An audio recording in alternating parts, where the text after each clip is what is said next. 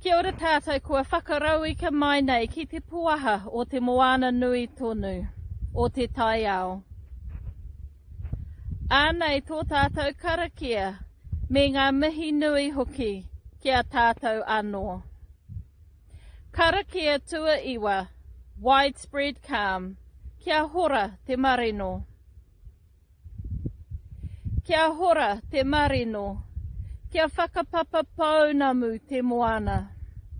Kia tere te kārohi-rohi I mua I tō huarahi. Kia piki te kaha, te wehe, te wana me te māramatanga. Mō ake, mō ake, mō ake tonu rā. Nō reira I te whānau, kia kaha ki te ako I te reo Māori. Kia kaha ki te kōrero I te reo rangatira.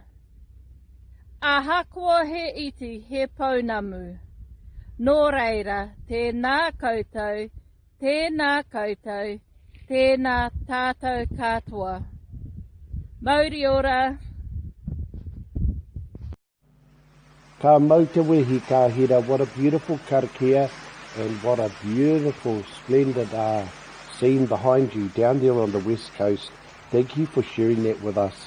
Now let's take the whānau through this little karakia, reading the top line first of all, whānau. Let there be widespread calm. May your waters be likened to that of a polished greenstone.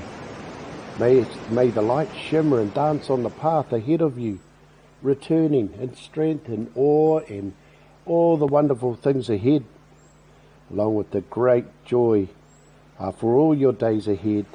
For all your days ahead, whānau, sneeze, 'tis the breath of life. Nō reira, kei runga no atu koutou, you're all onto it. We're going to try it into Reo Māori now on the bottom line. So we'll read the bottom line, we're starting down there. Karakia tua iwa, kia hora te marino. Here we go. Kia orite. Here we go. Kia orite. Kia hora te marino. Kia whakapapa pōnamu te moana. Kia tere te karohi-rohi I mui tō huarahi. Kia piki te kaha te wehi te wana. Me te māramatanga. Moake, moake, moake tonu rā. Tihei, Māori ora.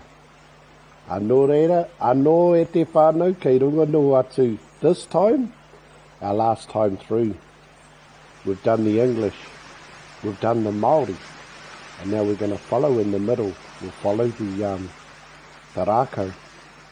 Here we go. Whakarongo, titiro, kōrero mai. Kia kaha koutou,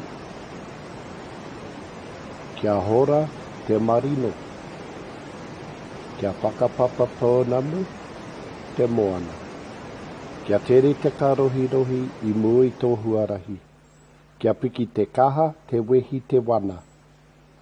Me te māramatanga. Moake, moake, moake tonu rā. Tihei, Māori ora. Nō reire e te whānau, anei tētahi tauira. Here's a little model for you to help you with your reo. Kia kaha, kia maia, kia manawa nui, tihei, Māori ora.